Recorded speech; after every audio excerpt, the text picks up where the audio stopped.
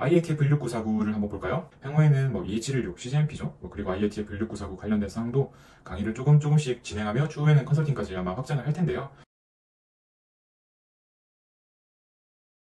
안녕하세요. 인증 알려주는 친절한 남자입니다. 유튜브를 시작한 지 거의 1년이 돼 가는데요. 제가 말주변이 그렇게 좋은 편은 아니지만 많은 분들이 영상을 보고 계신 듯 합니다. 특정 업계 분야인데 어느새 구독자는 120명이 넘었고 저에게 심사원 문의를 주시는 분들도 점점 증가를 하고 있는 걸 보니 나름 유튜브 활동을 못하지는 않았구나 라는 생각이 듭니다. 여러분들의 관심에 감사드립니다. 오늘은 Q&A 6편으로 IATF 16949와도 관련 있는 내용을 다뤄볼까 합니다. 오늘은 내용이 조금 길 수도 있으니 집중해서 보시길 바라겠습니다. IATF 자동차 품질 경영 시스템 역시 ISO 9001을 기반으로 확장된 품질 경영 시스템이라 훨씬 더 타이트한 요구사항을 가지고 있습니다. IATF는 더더군다나 실무를 경험해보지 않으면 요구사항 자체를 이해할 수 없기 때문에 대부분의 ISO 9001 심사원은 IATF에 대해서 질의에 답할 수 없습니다. 오늘의 질의사항은 자동차업계 품질 경영 시스템을 유지 중인데 제조 설비의 작업 표준서나 점검 일지 등을 부착하거나 게시하지 않으면 IATF 인증 심사 및 고객 오디트 시 부적합에 해당될까요? 인데요. 여러분은 어떻게 생각하시나요? 우선 뭔가 있어야 되는 것처럼 보이죠? 그렇게 생각하신다면 여러분은 옳은 방향으로 생각하고 계신다고 말씀드릴 수 있겠습니다. 결론부터 말씀드리자면 현장에 빛이 되어야 합니다. IATF 16949 규격은 처음 말씀드렸던 대로 ISO 9001 기반입니다. 즉 하이레벨 스트럭처를 준수하는 모델이죠. 근데 여기서 잠깐 ISO 9001과 IATF 16949의 차이를 조금 간단하게 한번 알아볼까요? 세 가지 차이점을 들어서 제가 설명을 드릴 텐데 파고 들어가면 좀 복잡해지니까 오늘은 간단한 예시로서만 확인할 수 있도록 하겠습니다. 예를 들자면 ISO 9001의 경우 8.5.1항이 생산 및 서비스 제공의 관리 항목이죠. 그리고 생산 및 서비스 제공을 A항부터 H항까지 조건들을 관리하며 실행하도록 요구하고 있습니다. 그 다음은 바로 8.5.2항 식별과 추적성으로 넘어갑니다. 사실 ISO 9001 같은 경우에는 전 세계 산업 쪽에서 참고할 수 있도록 제품이나 서비스 상관없이 참고할 수 있도록 되어 있는 요구사항이기 때문에 가능한 최소한의 요구사항이 담겨있다고 보시면 돼요. 근데 이제 IATF 16949의 경우는 자동차 업계라는 특수한 상황에 놓여지죠. 조금 더 구체적으로 됩니다. IATF 16949를 한번 볼까요? 우선 ISO 9001을 근본으로 하기 때문에 8.5.1항 생산 및 서비스의 제공의 관리는 동일합니다. A부터 H항까지의 조건들을 관리하며 실행하도록 요구하고 있습니다. 근데 그 다음 항목이 뭔 줄 아세요? 8.5.1.1항이 있습니다. 제목은 컨트롤 플랜, 관리 계획서고요. 그 다음 항목은 뭘까요? 식별과 추정성일까요? 아닙니다. 8.5.1.2항에는 Standardized Work, Operator Instructions and Visual Standards, 즉 작업 지침서 및 시각적 표준에 대한 표준화된 문서와 작업을 요구하고 있습니다. 그 다음은요? 이게 끝일까요? 8.5.1.3항이 있는데요. 이것은 Verification of Job Setups입니다. 즉 작업 셋업에 대한 검증을 뜻하는 건데요. 이 외에도 8.5.1.7항까지 항목이 추가적으로 있습니다. 지금 저는 8.5.1항 하나만 봤어요. 그런데도 IATF는 엄청 구체적으로 요구하는 것이 느껴지시나요? 이 항목만 봐도 세부 항목이 지금 7개나 더 요구하잖아요. 이것이 바로 ISO 9001과 IATF의 첫 번째 차이점이고요. 두 번째 차이는 IATF 16949의 경우 규격의 업데이트를 Sanctioned Interpretations라고 해서 SIS, 즉 SIS라고 해서 규격의 요구사항에 대한 해석을 업데이트하는 사항을 별도로 참고하셔야 됩니다. IATF 16949 1판은 2016년 10월에 출판되었지만 SIS의 경우 각 항목별로 개정사항을 다루고 있습니다.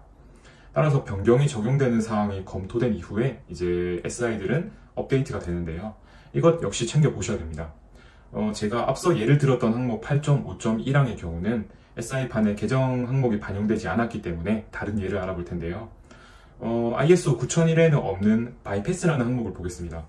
IATF 16949의 8.5.6.1.1항 길죠? 공정관리의 임시 변경 항목이 있습니다. 기본 규격 요구사항을 참고하시면 안 되고 2018년 업데이트된 SI 항목을 보셔야 하는 것입니다. 여기서는 어떤 차이가 있는지만 보여드리겠습니다. 정말 재밌는 항목입니다. 저도 IATF를 준비할 때 이 항목의 배경을 알아보느라고 좀 고생했던 기억이 있는데요. 실제 8.5.6.1.1항의 길이는 좀 깁니다. 긴 편입니다. 근데 이제 시스 적용된 부분과 적용되지 않은 부분의 차이는 간략하게 다른 것 같습니다.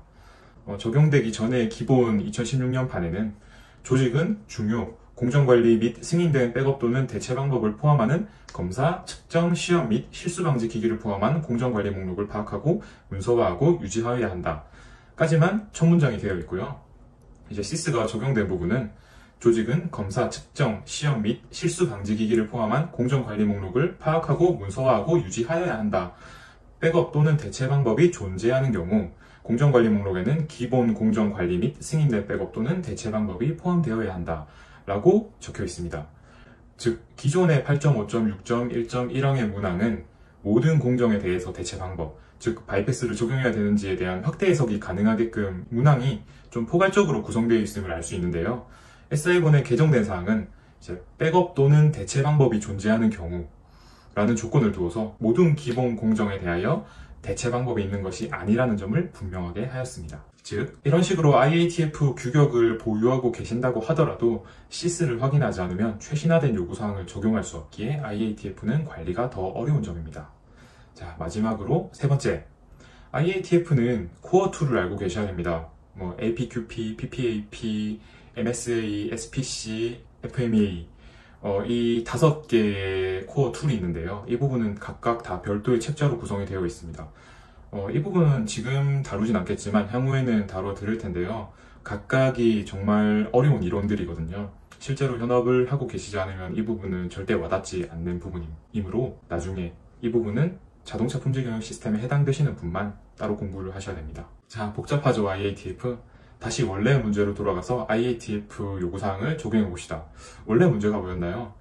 제조 설비의 작업 표준서나 점검 일지 등을 부착하거나 게시하지 않을 경우에 부적합에 해당되겠죠? 이런 내용이죠. IATF의 8.5항의 세부 사항에서 조직은 표준화된 업무 문서가 있다는 것을 보장해야 되고 업무 수행에 책임 있는 종업원에 의해 이해되도록 의사소통되고 읽을 수 있어야 하고 따라야 할 책임 있는 인원에 의해 이해되는 언어로 보여져야 하며 지정된 작업 구역에서 사용을 위해 접근이 가능해야 하기 때문에 질문사항이 게시되어야 되는 겁니다.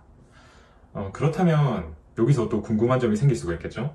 ISO의 경우는 구체적인 항목을 볼 수가 없는데 게시하지 않아도 될까요? 라는 의문이 생길 수 있습니다.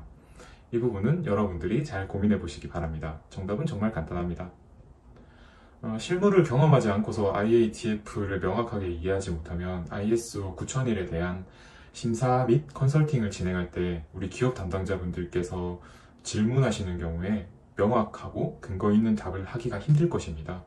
우리는 이것을 심사원의 역량이라고 부르지요. 역량이 없는 심사원이 심사를 진행한다면 여러분은 얻을 수 있는 사항이 없다는 점 다시 한번 말씀드리겠습니다.